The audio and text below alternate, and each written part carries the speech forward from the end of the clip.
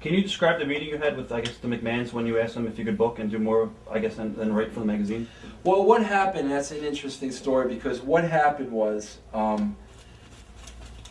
in my opinion, and again, everything I basically say here is my opinion, because one thing that, and you'll probably get into this later, but one thing that really bothers me with dirt sheet writers is they write everything as fact. Right. You know, they never say, this is my opinion. If they say a match sucked, then it sucked. This is my opinion. The WWF product, I felt, was horrible at the time. I mean, I'm talking about the days of T.L. Hopper, The Goon, Who, you know, those characters. Right. And I got to be honest with you, as a wrestling fan, it was hard to watch. And it was more hard to watch being a part of the company. Because, you know, finally here I was, a lifelong wrestling fan. I had the dream job. And I'm watching this product that, you know, I just felt wasn't up to par.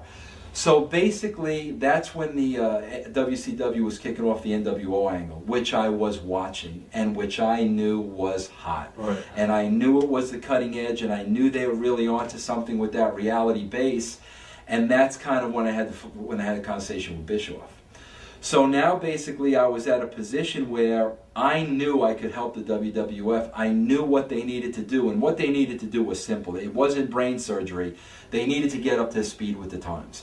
They needed to mirror what society was. Back then it was 1996, and they were somewhere in 86. So basically what I did was I went up to Vince and Linda, and I basically said to them, because there was a big part of me that was really going to try to go to WCW to get the opportunity. And I basically said to them, look, I said, if you think I'm just capable of writing the magazine, that's fine, but I need you to tell me that. Right. Because I kind of needed to know where I stood, you know? And basically, they didn't tell me that. And I kind of left the door, the office, and the door was still open.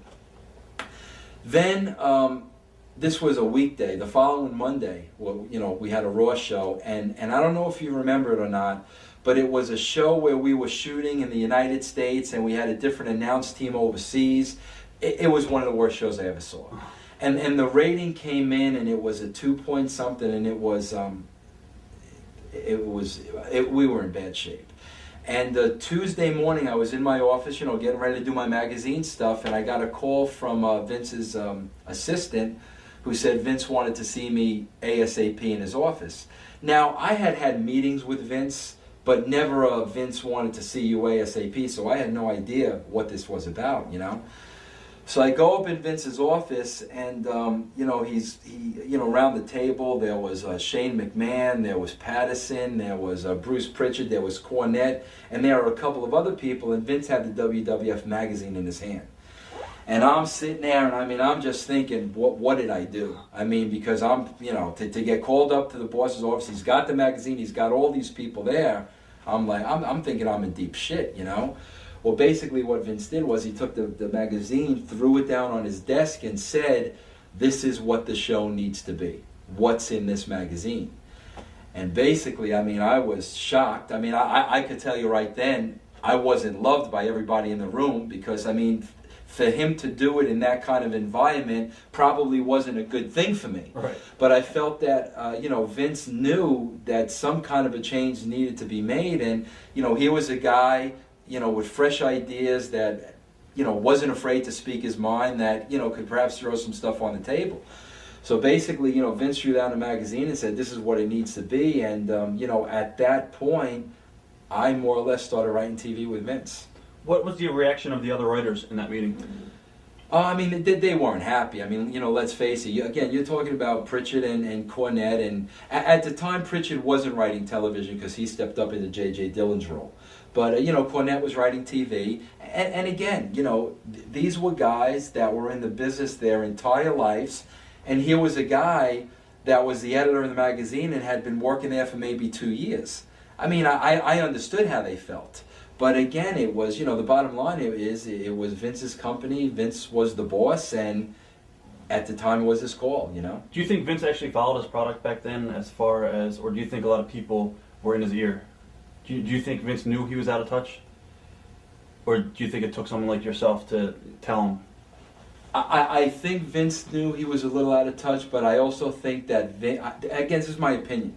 I don't think that Vince liked the fact that nobody was telling him, because everybody, in my opinion, was telling Vince what he wanted to hear, and I think Vince, I know Vince was smart enough to realize that's not what I need. You know, we've got a problem here, and this number is going down on a weekly basis. We need to turn this thing around. So I mean, I think Vince was smart enough to realize what he had around him, and maybe what he needed around him.